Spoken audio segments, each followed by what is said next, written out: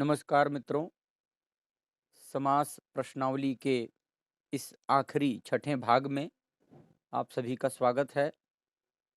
अब तक हमने 5 भागों में 150 प्रश्न देख लिए जो परीक्षा में प्रश्नव्य होते हैं। सूत्र के अनुसार, उदाहरण के अनुसार या समास के अनुसार जितने प्रश्न बनते हैं उन सभी प्रश्नों का एक सार इस सभी 6 भागों में प्रस्तुत कर दिया गया है। आज हम अंतिम छठे भाग पर हैं। इसमें जो प्रश्न बच गए थे उनका प्रकरण है, तो आप इसे भी ध्यान से देख लेंगे। सबसे पहले शुरू करते हैं। द्वंद्व समासे घी संज्ञक पदस्य प्रयोगः कुत्र भवति। द्वंद्व समास में घी संज्ञक पद का प्रयोग कहाँ होता है?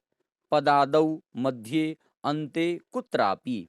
अर्थात पद के आदि में, पद के मध्य में या अंत में या कहीं भी हो सकता है। तो बंधुओं, द्वंद्व समास में जो घी संज्ञक पद होते हैं उनका प्रयोग सर्वथा पूर्व में करना होता है। इसीलिए पदादौ यह जो विकल्प है यह विकल्प सही है। घी संज्ञक पदों का प्रयोग द्वंद्व समास में सबसे पहले करना होता है, तो यह ध्यान रखने का विषय है। अगले प्रश्न पर देखते हैं। हरिहरौ इति पदस्य विग्रह किम। हरिहरौ में द्वंद्व समास है, यह आपको पता होना चाहिए। अब इसका विग्रह क्या है? हरश्च हरिश्च, हरिश्च हरश्च, हरेः सदृशः हरिः, हरश्च हरश्च। इन चारों विकल्पों में हरिश्च हरश्च यह जो विकल्प है यही उत्तम विकल्प है। तो हमें ध्यान रखना है ख हरिश्च हरश्च हरिहरौ, यह द्वंद्व समास का उदाहरण है, ध्यान रखना है। आगे चलते हैं। पाणिपादम इति पदे कः समासः। पाणिपादम इस पद में कौन सा समास है? अव्ययी भाव है, तत्पुरुष है, द्वंद्व है या बहुव्रीहि है? तो यहाँ पर द्वंद्व समास है, यह हमें याद रखने का विषय है। एक और इसी तरह का प्रश्न। ईश कृष्णौ इति पदस्य विग्रह किम। ईश कृष्णौ, इसका विग्रह क्या होता है? ईशश्च कृष्णश्च, ईश कृष्णश्च ईशश्च, ईशः कृष्णः, ईश एव कृष्णः। इन चारों विकल्पों में पहला विकल्प सही है। ईशश्च कृष्णश्च ईश कृष्णौ, यह हमें ध्यान रखना चाहिए। इसी में और मिलते जुलते कुछ प्रश्न। द्वंद्व समासे अल्पाच पदानां प्रयोगः कुत्र भवति। अर्थात द्वंद्व समास में अल्प अच वाले पदों का प्रयोग कहाँ होता है? पद के आदि में, पद के मध्य में, अंत में या कहीं भी कर सकते हैं? नहीं, यहाँ भी ध्यान रखना है कि द्वंद्व समास में जो अल्प अच वाले पद होते हैं वहाँ उनका प्रयोग पद के आदि में करना होता है। यह भी विशेष नियम है। तो ये भी ध्यान रखना है कि अल्प अच पदों का प्रयोग हमेशा समस्त पद में आदि में होता है। तो क विकल्प सही है। इसी प्रकार एक और प्रश्न। पाणिपादम इति पदस्य लौकिक विग्रह किम। अभी पीछे आया था पाणिपादम में समास कौन सा है। अब एक प्रश्न और उसमें बन गया कि इसका लौकिक विग्रह क्या होता है। पाणी च पादम च, पादम च पाणी च, पाणी च पादौ च, पाणी च पादश्च। इन चारों विकल्पों में ग विकल्प सही है। पाणी च पादौ च पाणिपादम, यह द्वंद्व समास होता है। यह हमें ध्यान रखने का विषय है। आगे चलते हैं। मार्दांगिक वैणविकम इति पदे कः समासः। बड़ा लंबा सा पद है, इसको हमें ध्यान रखना चाहिए। इसमें कौन सा समास है? तो अव्ययी भाव है, तत्पुरुष है, द्वंद्व है, बहुब्रीहि, चार ही ये मुख्य समास हैं। इन्हीं में से विकल्प रखा जाएगा। तो यहाँ पर द्वंद्व समास है, यह हमें याद रखना चाहिए। इसी से संबंधित एक और प्रश्न बनता है। मार्दंगिक वैणविकम इति पदस्य, इस पद का विग्रह क्या होता है? तो मार्दंगिक, मार्दंगिकश्च वैणविकश्च, मृदंगश्च वैणविकश्च, वैणविकश्च मृदंगश्च, वैणविकश्च मार्दंगिकश्च। मार्दंगिक का अर्थ होता है मृदंग बजाने वाला और वैणविक का अर्थ होता है वेणु को बजाने वाला। वेणु जिसको आजकल हम बांसुरी कहते हैं। तो मार्दंगिकश्च वैणविकश्च, ये दो पद हैं, ये दोनों मिल करके मार्दंगिक वैणविकम ऐसा पद बनाते हैं, बनते हैं। तो यह द्वंद्व समास का उदाहरण है, यह हमें ध्यान रखना है। तो मार्दंगिक वैणविकम, इसका जो विग्रह है वह मार्दंगिकश्च वैणविकश्च ऐसा होता है, यह हमें ध्यान रखना है। आगे चलते हैं। मार्दंगिक वैणविकम इति पदे कस्मिन् अर्थे समासः। यह भी एक अलग तरह का प्रश्न है और बहुत महत्वपूर्ण है। अभी इसके विस्तार में आगे मैं बताऊंगा, पहले यहाँ इस प्रश्न पर विचार कर लेते हैं कि किस अर्थ में समास हुआ है। इसमें द्वंद्व समास है, आपको पता लग गया है, किंतु द्वंद्व समास भी चार्थे द्वंद्व से चकार के अर्थ में चार प्रकार का द्वंद्व समास होता है। इतरेतर द्वंद्व, अन्वाचय द्वंद्व, समाहार द्वंद्व और समुच्चय द्वंद्व। तो यह मार्दंगिक वैणविक जो है, यह समाहार के अर्थ में द्वंद्व समास हुआ है। यहाँ यह जानने का विषय है। आगे भी प्रसंग के अनुसार मैं बताऊंगा कि किस प्रकार चकार के चार अर्थ होते हैं। रथिकाश्वारोहम इति पदस्य विग्रह किम? रथिकाश्च अश्वाश्च या रथिकाश्च अश्वारोहाश्च, अश्वानां रथिकाः, रथेषु अश्वारोहम। इन चारों विकल्पों में रथिकाश्च अश्वारोहाश्च, रथिकाह का अर्थ हो गया रथ को चलाने वाले और अश्वारोहा का अर्थ हो गया अश्व का आरोहण करने वाले। तो रथिकाश्वारोहम इसका विग्रह ख रथिकाश्च अश्वारोहाश्च यह है, ये ध्यान रखना चाहिए। इसी प्रकार एक और धर्मार्थौ इति पदे कह समासः। धर्मार्थौ अव्ययभाव है, तत्पुरुष है, द्वंद्व है, बहुव्रीहि है, तो ध्यान रखना है कि ये द्विवचन का आ गया, तो ये द्वंद्व समास है। धर्मश्च अर्थश्च, एक जगह पर आपको अर्थश्च धर्मश्च भी हो सकता है। इस धर्म के संदर्भ में कहा है कि दोनों में से किसी का प्रयोग आगे और पीछे कर सकते हैं। तो यदि अर्थ धर्मौ आ जाए तब भी सही है और धर्मार्थौ आ जाए तब भी सही है, दोनों में यही द्वंद्व समास ही होता है। यह हमें ध्यान रखने का विषय है। आगे चलते हैं। पितरौ इति पदे कह समासः, इसमें भी वही द्वंद्व समास है, याद रखना है। अब इस पितरौ के दो तरह से विग्रह बनते हैं।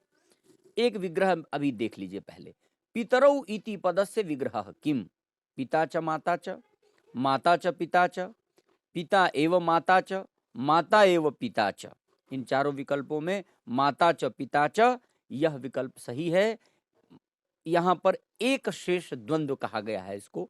तो माता च पिता च में से माता शब्द का लोप होकर के पिता शब्द बचता है, उसी से ये द्विवचन में प्रयोग हुआ है। पितरौ से ही समझ लेना है कि माता च पिता च यह विग्रह ही इसका सही है। इसी प्रकार एक और इसी से मिलता जुलता प्रश्न बन सकता है। माता पितरौ इति पदस्य विग्रह किम? इसका भी वही विग्रह है जो पितरौ का है। पिता च माता च यह भी नहीं सही है। माता च पिता च, हाँ यह विग्रह सही है। पिता एवं माता च ये भी नहीं है। माता एवं पिता च यह भी नहीं है। तो पितरौ और माता पितरौ दोनों का विग्रह माता च पिता च यही होता है, यह हमें ध्यान रखना चाहिए। दोनों शब्दों में द्वंद्व समास है, इसका बोध रहना चाहिए। अब एक और इसी से मिलता जुलता प्रश्न। पूर्व निपात कारकम सूत्रम अस्ति। पूर्व निपात करने वाला सूत्र कौन सा है? अब यहां बहुत ध्यान से देखने का विषय है। द्वंद्वे घी पहले आया था, तो मैंने कहा था कि द्वंद्व समास में घी संज्ञक अगर कोई पद है तो उसका पूर्व में प्रयोग होगा। अजाद्यंतम, अज माने जो स्वर आदि हैं, आदि और अंत में जिनके स्वर है, ऐसे पद अगर आते हैं तो उनका भी प्रयोग पूर्व में होगा। अल्पाचतरम, और जो अल्प अच वाले पद अगर हैं, दो पदों का समास होता है, दोनों में जिसमें कम स्वर हैं उसका भी प्रयोग पूर्व में होता है। तो यहाँ पर ये तीनों विकल्प, द्वंद्वे घी भी पूर्व निपात करता है, अजाद्यंतम भी पूर्व निपात करता है और अल्पाचतरम भी पूर्व निपात करता है। इस प्रकार यहाँ ये तीनों विकल्प सही हैं। तो उक्तानि सर्वाणि, यह विकल्प उत्तम विकल्प है। तो हमें ध्यान रखना है कि पूर्व निपात करने वाले ये तीनों ही सूत्र हैं, ये हमें ध्यान रखना चाहिए। आगे चलते हैं। शिव केशवौ इति पदे कः समासः। अभिभाव है, तत्पुरुष है, द्वंद्व है, बहुब्रीहि है, तो यहाँ भी द्वंद्व समास है। इसी से एक और प्रश्न बनेगा कि शिव केशवौ इति पदस्य विग्रहः किम। शिव एव केशवः, शिवश्च केशवश्च, केशव एव शिवः, केशवश्च शिवश्च इत्यस्मिन्। तो कौन सा बनेगा? ख विकल्प सही है। शिवश्च केशवश्च शिव केशवौ, ऐसा बनता है। इसको भी कॉपी में नोट रखें। आगे चलते हैं। वाक् त्वचम इत्यस्मिन् पदे कः समासः। अव्ययभाव है, तत्पुरुष है, द्वंद्व है कि बहुव्रीहि है, तो यहाँ भी द्वंद्व समास है। वाक् त्वचम। अब इसी से संबंधित एक और प्रश्न बन जाएगा कि वाक् त्वचम इति पदस्य विग्रह किम, इसका विग्रह क्या होता है? तो वाक् त्वक्च, वाचः त्वचश्च, वाक्च त्वक्ष, वाचश्च त्वचश्च। तो यहाँ पर ग विकल्प सही है। वाक्च त्वक्ष वाक् त्वचम, यह हमें ध्यान रखना चाहिए। आगे चलते हैं। वाक् त्वचम इत्यस्मिन् पदे कीदृशः समासः। अब यहाँ एक प्रश्न और अलग तरीके का बन सकता है कि ये जो वाक् त्वचम पद है, इसमें किस तरह का समास है? समाहार के अर्थ में है कि इतरेतर के अर्थ में है कि अन्वाचय के अर्थ में है कि समुच्चय के अर्थ में है? तो इन चारों में समाहार के अर्थ में यह वाक् त्वचम नामक द्वंद्व समास हुआ है। वाक् त्वचम पद में द्वंद्व समास हुआ है। इसी प्रकार और भी इसी के उदाहरण उसके साथ ही दिए हुए हैं। त्वक्सृजम, शमीदृषदम, वाक्त्विषम इति पदेषु, इन सब में वही द्वंद्व समास है और सभी समाहार के अर्थ में ही हुए हैं, यह हमें ध्यान रखना है। सबका विग्रह वैसा ही त्वक्च, स्रक्ष, शमीदृषदम, वाक्त्विषम, इन सब के विग्रह एक जैसे हैं। तो इसमें भी यह समाहार का द्वंद्व है, यह हमें याद रखना चाहिए। आगे चलते हैं। छत्रोपानहम इति पदे कः समासः। अव्ययीभावः, तत्पुरुषः, द्वंद्वः, बहुव्रीहि। यहाँ भी द्वंद्व समास है, इसमें संदेह नहीं करना है, याद रखना है। अब इसी में एक और प्रश्न बनेगा। छत्रोपानहम इति पदस्य विग्रहः किम। छत्रम च उपाहनम च, छत्रे उपाहनम, छत्रम च उपानहौ च, छत्रस्य उपानहम। तो इन चारों में ग विकल्प सही है। छत्रम च उपानहौ च। छत्र का अर्थ होता है छाता और उपानह का अर्थ होता है जूता। जूता और छाता, पुराने बुजुर्ग लोग कहीं जाते थे तो इसी के साथ जाते थे कि छाता भी हो और जूता भी हो। तो छत्रम च उपानहौ च, छत्रोपानहम, यह सामासिक पद बनता है। तो इसे भी हमें नोट करके रख लेना चाहिए। आगे चलते हैं। छत्रोपानहम इति पदे कस्मिन् अर्थे समासः। ये बहुत महत्वपूर्ण विषय चल रहा है कि छत्रोपानहम इस पद में किस अर्थ में समास हुआ है। समाहार के अर्थ में हुआ है, इतरेतर के अर्थ में हुआ है, अन्वाचय के अर्थ में हुआ है या समुच्चयार्थे हुआ है। तो यहाँ भी समाहार के अर्थ में ही यह समास है, यह हमें याद रखना चाहिए। इसी प्रकार प्राविट शरदौ इत्यस्मिन् पदे कस्मिन् अर्थे समासः। सबको पता है कि ये द्वंद्व समास है, मगर द्वंद्व के चार भेद हैं, उन चारों में किस अर्थ में यहाँ समास है, तो यह ध्यान रखना है। तो यहाँ पर इतरेतर जो द्वंद्व होता है वही यहाँ समास है। तो प्राविट शरदौ इत्यस्मिन् पदे इतरेतरार्थे द्वंद्व समासः अस्ति, यह हमें ध्यान रखना चाहिए। आगे चलते हैं। भिक्षाम अट गाम चानय इति कस्य उदाहरणम। भिक्षा के लिए जाओ और गाय भी ले आओ, यहाँ यह किसका उदाहरण है? इतरेतर द्वंद्व का उदाहरण है, अन्वाचय का उदाहरण है, समाहार का उदाहरण है या समुच्चय का उदाहरण है? तो यह अन्वाचय का उदाहरण है, यह हमें नोट कर लेना चाहिए, जान लेना चाहिए। एक और प्रश्न इसी के साथ बन सकता है, धव खदिरौ छिंधी इति कस्य उदाहरणम। इतरेतर का है, अन्वाचयस्य समाहारस्य समुच्चयस्य वा। अत्र इतरेतरस्य धव खदिरौ छिंदीति उदाहरणम अस्ति। यह इतरेतर द्वंद्व का उदाहरण है, धव खदिरौ। इसी प्रकार एक और प्रश्न बन सकता है, संज्ञा परिभाषम इति कस्य उदाहरणम। समास के, द्वंद्व समास के जो 4 प्रकार हैं, उन्हीं के ये चारों उदाहरण हैं। तो यहाँ पर ये जो संज्ञा परिभाषम है, यह समाहार द्वंद्व का उदाहरण है।